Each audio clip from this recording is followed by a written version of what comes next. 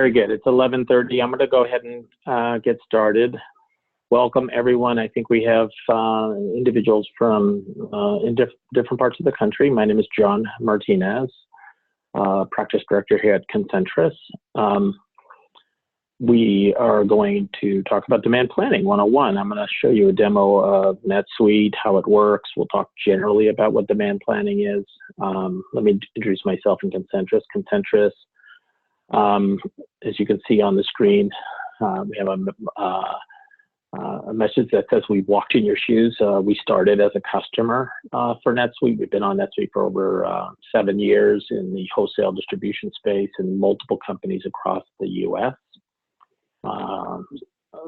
Distributing product to retail stores in a retail environment. My background is over 25 years of experience in global distribution, manufacturing, and 7 years experience within the NetSuite environment. So seen a lot of different systems around demand planning and different capabilities of different systems. So we'll talk about NetSuite specifically in today's session. The agenda is what is demand planning. I'm going to spend a few minutes on slides. I'd like to spend some more time on a demo on how and what to look for in demand planning with NetSuite. We'll talk about some of the typical challenges, how it works, and we'll do a demo. And then we'll talk about, is this right for you? Everyone has different needs, and we'll spend a little bit of time talking about, what works. And if you have specific needs, should you be looking at a point solution that's more designed for your specific business operation. We have people watching the messages, so if you do have a question, go ahead and type it into the chat session, and we'll try and get it either answered during the session or answered at the end of the session. We'll hopefully have some time at the end to take any questions that anyone has. So what is demand planning? There's a general definition you'll find in Suite Answers. Demand planning, multi-step operational supply chain management process. In effect, in my experience, it's around really truly understanding how you drive decisions around what you need to purchase. Many companies in the mid-market space do this still on spreadsheets. They have a feel for what is normal, so they have a feel for what they need to order. But the overall goal of demand planning is to improve the accuracy of your forecasts, to make sure that you have inventory when you need inventory so that you're not impacting sales, and then drive profitability through lower cost to acquisition of inventory. If you're trying to bring inventory from China, you want to give yourself enough lead time for container type shipments versus having to expedite. We'll talk a little bit about that.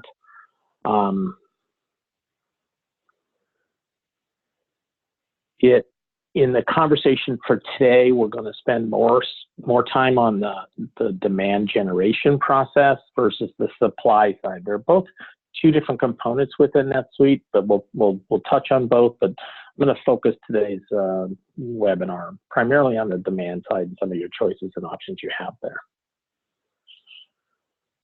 Excuse me. In the typical challenges that I've experienced working with companies is they don't have inventory or incorrect inventory, so they lose it in an open distribution market or an open consumer market. If you don't have inventory, customers will search alternative solutions.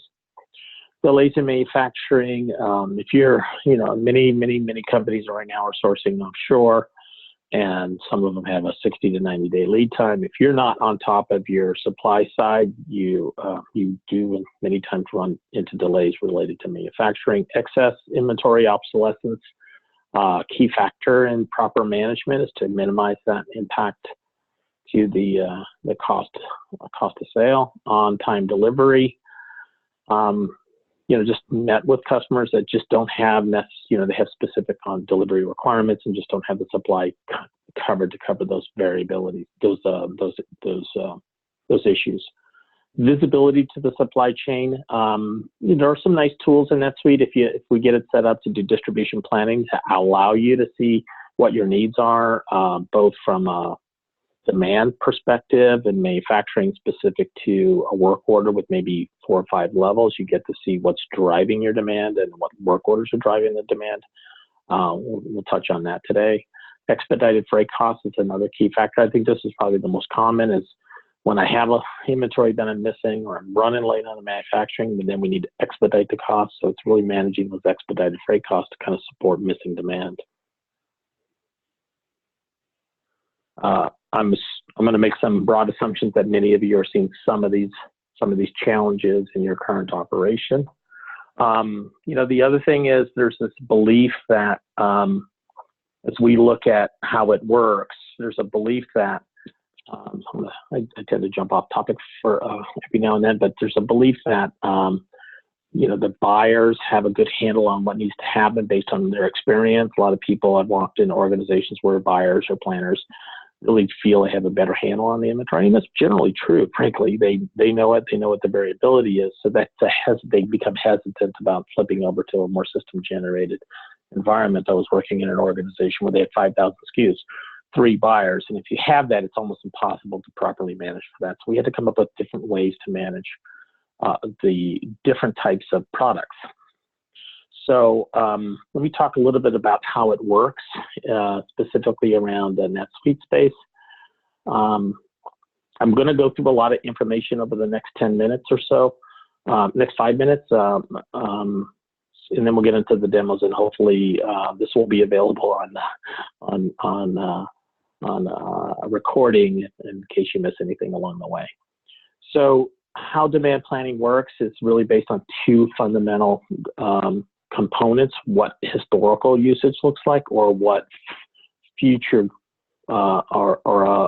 future demand looks like.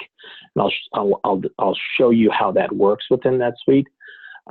That's really how you drive and create demand that goes into the item supply plan. Now once you create the item supply plan, you can take a look at what's on back order and what's on your demand. I'll show you that.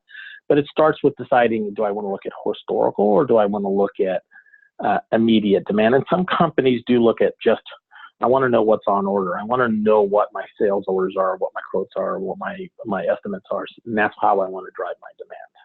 So much depends on how your business operates. You're going to find that most of the activity here is really sitting down and saying, how do you operate? How do you drive your sales? And how do you drive your inventory supply channel? Real quick, this is how the distribution side of NetSuite works. You create a side and setup, calculate demand plan, then you calculate your supply plan, then you order items, and you generate your purchase orders. Fundamentally, those are the 5 steps involved in demand planning. There's obviously a lot behind those 5 steps. With regard to manufacturing, it's for the most part very similar. Instead of setting up an item, you're also setting up a bill of material. Calculate demand. It will calculate really 2 different things. It calculates the item level demand for purchases and a work order level demand for work orders that are related to the assemblies that you're planning for. So it's got 2 paths. You create the item supply, and the item supply can either drive a purchase or it can either drive a creation of a work order.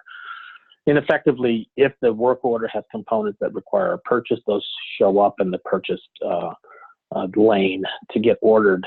And if you have a 90-day lead time, it'll tell you you need to order this 3 months in advance of a planned work order based on the original plan of the work order itself.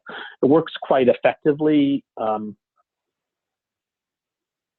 as far as from a scheduling standpoint, but it does require everything to be set up correctly.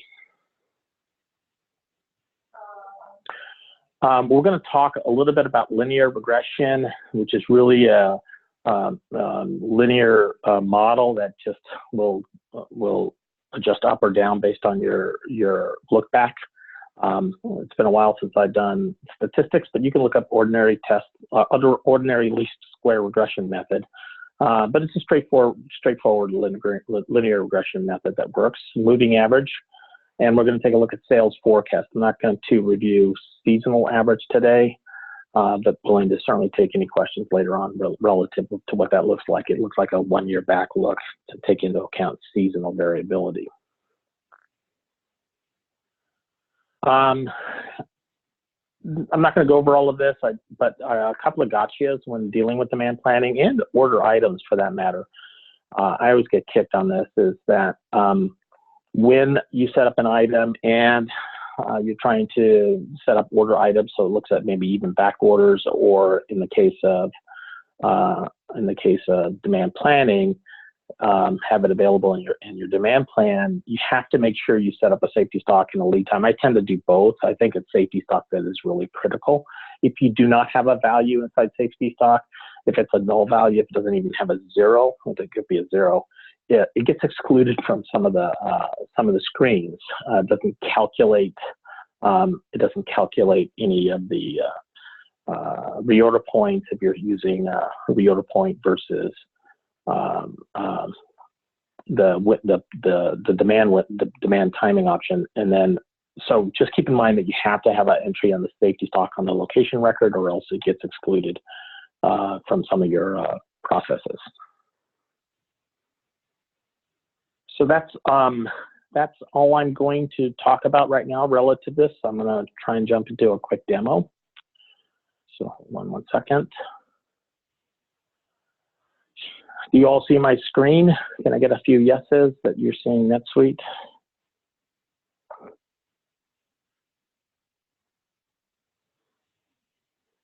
Yes, thank you very much. I saw yes.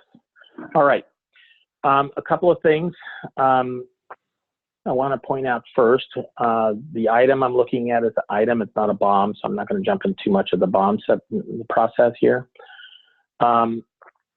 The replenishment method, I mentioned a minute ago, you have a choice of two methods, reorder point method and time phase method. In order for the demand planning to work, you typically have to set that up as a time phase replenishment method.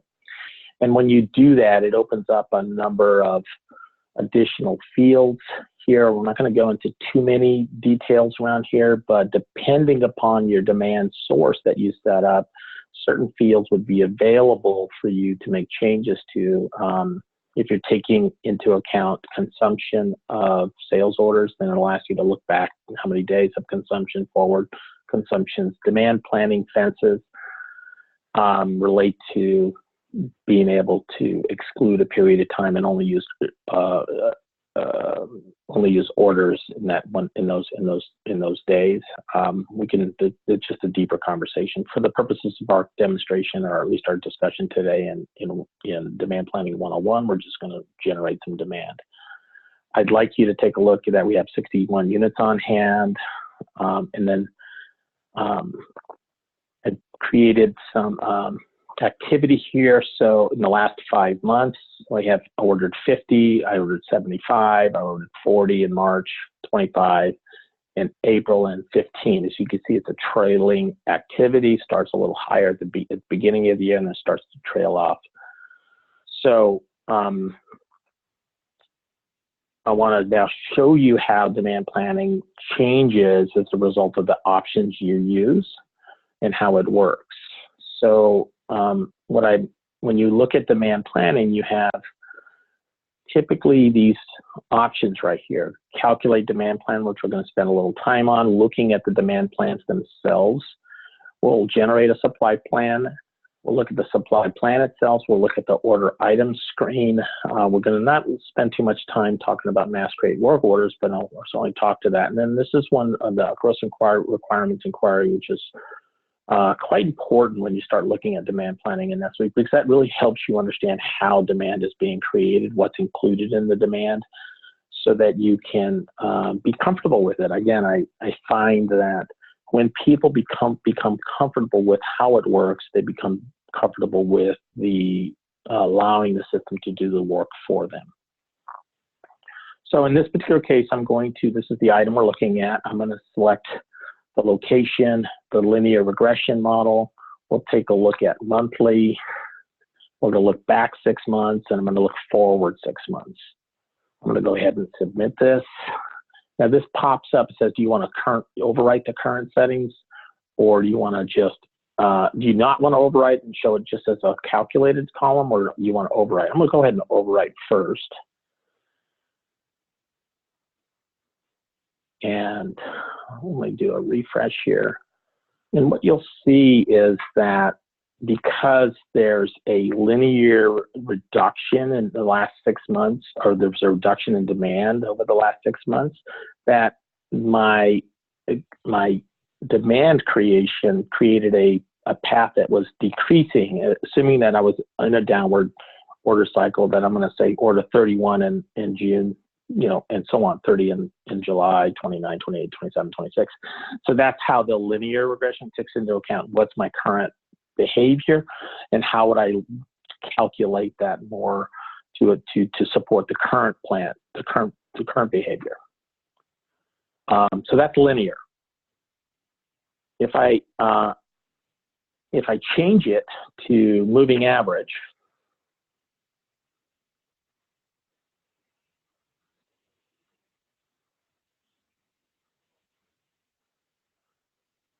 and I look at 6 months and I look at the last 6 months on my moving average, it levels that out based on what I'm going to go ahead and not overwrite my previous one. I'll just look at how it would calculate. Now it's going to show you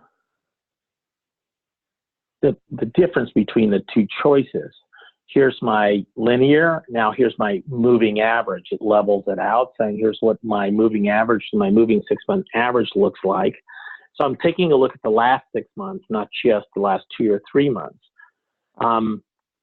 So, you know, what's unique about this is you can set these parameters up on you set your demand plan up on how you want to look at the path, but from an individual perspective item setup, you can set up each item independently and some of the parameters. Let me go ahead and change this one more time. It means you could use some items as a reorder point and some items as a time-phased planned item. Much of this depends on, do you know how it works? Do you know what you're looking for? How far back? How volatile is your history? In this case, maybe I have a very volatile environment. My life cycle of my product is really only 4 months. So I only want to look at the last 2 months historical plan when I look at my moving average. So if I change that from 6 months to 2 months, you'll see that it lowers my demand. We hit refresh, didn't change. So now instead of running 34 a month, it's telling you to order 20 a month based on the last 2 months of history. What should your rolling average look like? So I know we went through a lot of things pretty fast.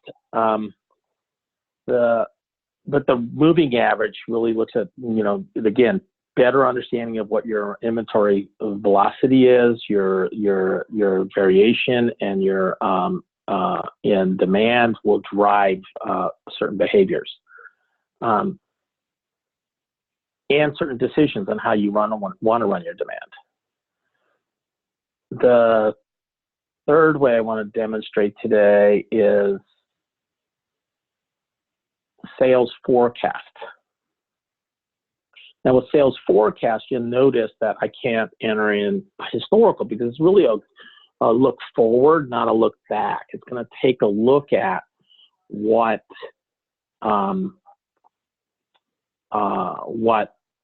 is coming, and let me show you the results, and then I'll tell you how we got to the results real quick.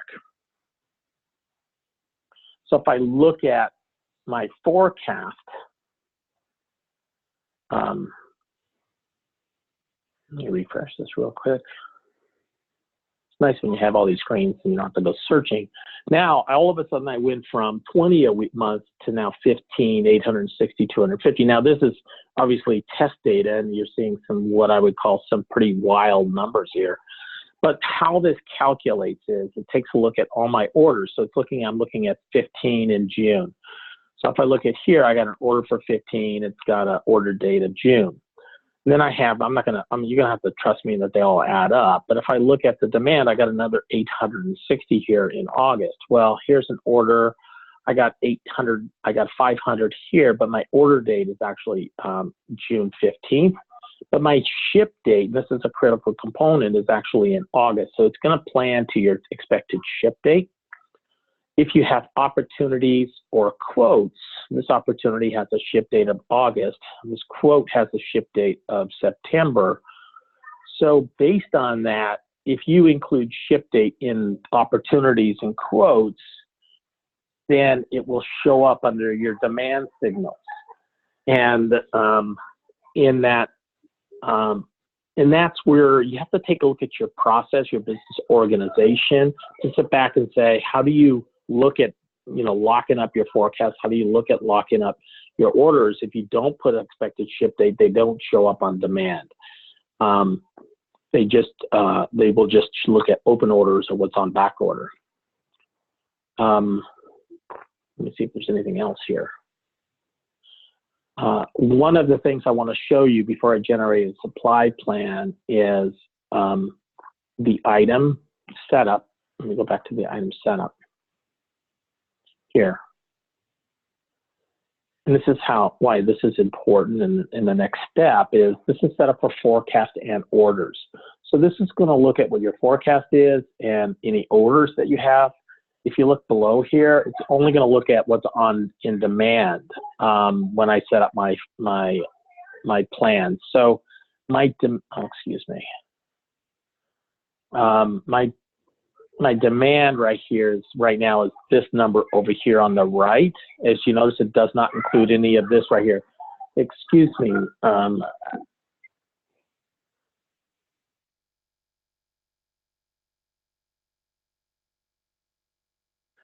Sorry, there's a little noise outside my door here. I'm going to go ahead and run the supply plan real quick based on these numbers, but I'm also going to include orders. So if I do this real quick, let me just do this real quick. Now this date is important.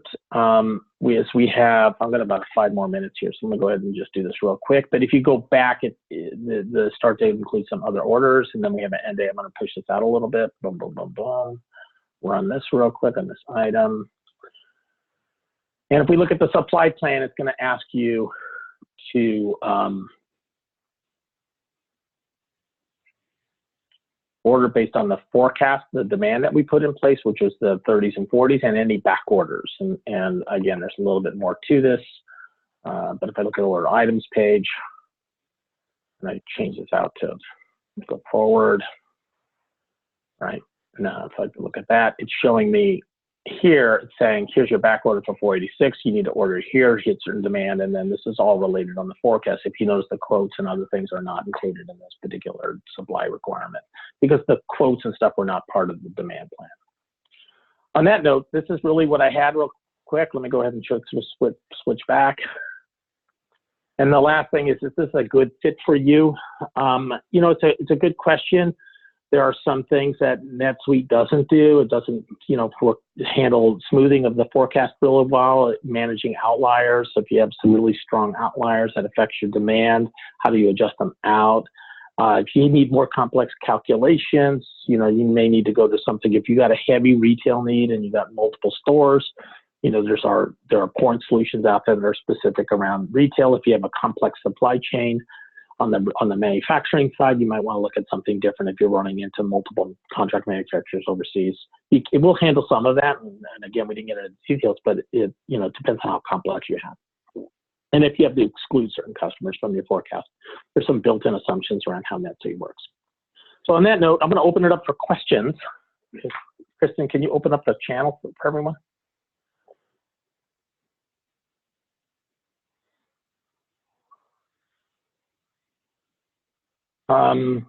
And certainly ask us about our services and what we can offer in the way of the NetSuite administration services at concentrix.com if you want to reach out.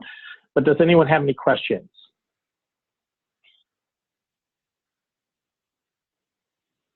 Do I have to unmute all? Let me unmute all. Was this helpful? And would someone like to learn more about this?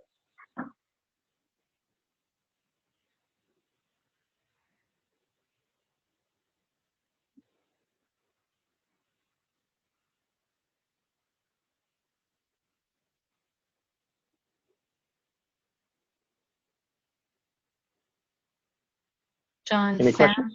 Sam has a question. Sam, please either tell us what the question is or type it in the Q&A.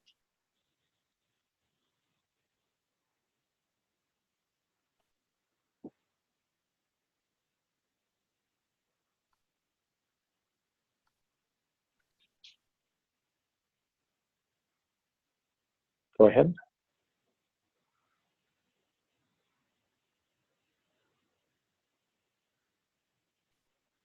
So John, the question is, can demand planning work with leads to quote process? Yes, I think the lead to quote process gets into proper process management around working with your sales team to make sure that when something becomes, maybe you establish a process that says, when I've got a pending contract, then you set up a order, a quote, or a opportunity, and make sure you use the expected ship date, and that will be included in your demand planning. I think it's about locking up your process and making sure people understand what it takes to get included from a sales team perspective.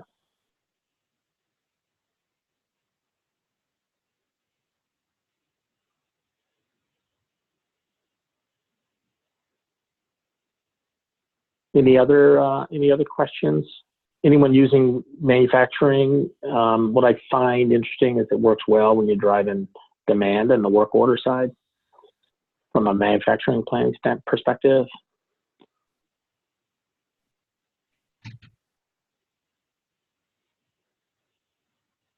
So John, Sam has one more question. If we have set up an item that does not include time phase, can we select that now and get the historical data to do demand planning? Yes. As a matter of fact, yes, the answer is I can change this item from time phase back to reorder point, calculate reorder point, and then change it back and forth. So it's not locked in. You can make a choice and change anything back and forth.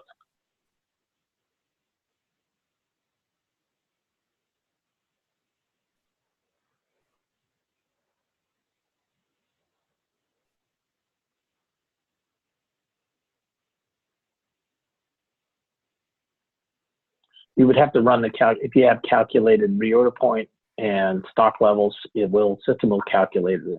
Usually it occurs on once a week, but you can actually initiate it manually if you choose.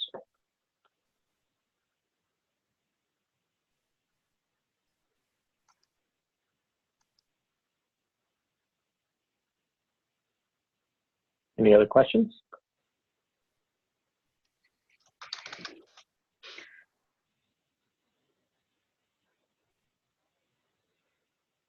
There's a question from Erica.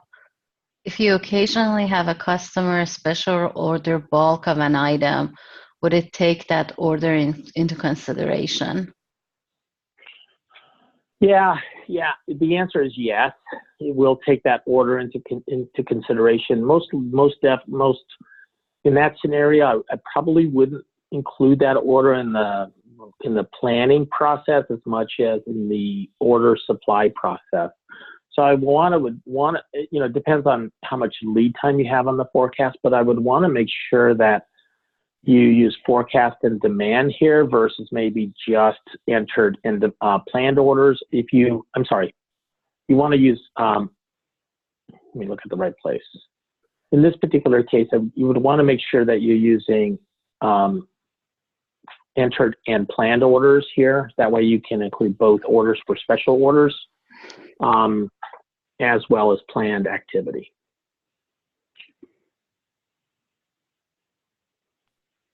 Even if you wouldn't consider the amount of product when ordering. Yeah, I mean, that definitely, I wouldn't plan on that activity. I definitely want to put it in as an order. If you know it's a special order, it'll include that in the demand. If you only select, and I want to show this real quick, if you only select forecast from demand plan only, the impact is, let me change this to time phase real quick. if I go back and generate, I want to show you this. If I go back and generate my my supply, generate my supply plan, it will exclude back orders, and you want to be careful about that. I mean, you don't want to do that if you're doing it from a sales order standpoint, but it works well if you're doing it from a manufacturing standpoint, where you don't want to include any open sales order and you're demand planning for manufacturing.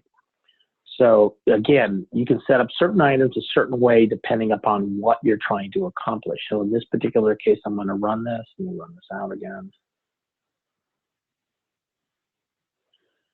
When I look at this, it's going to exclude back orders. And again, you want to be careful about how you set certain certain entries up on your item to ensure you're covering the right right demand in your process. Let me look at this real quick.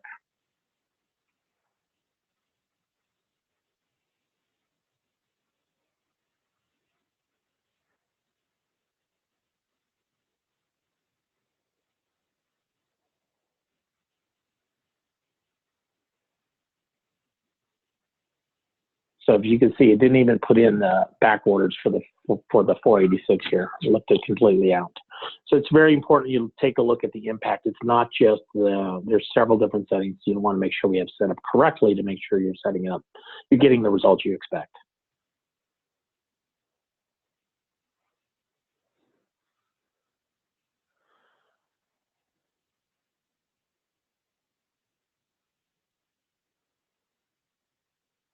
Any other questions?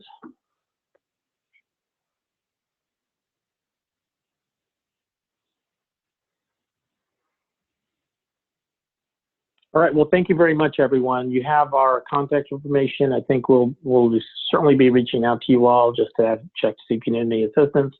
I appreciate your time. I hope you you were able to pick up some information that was valuable to you, and feel free to reach out with any additional questions you may have to me. I hope you have a wonderful day. Thank you all.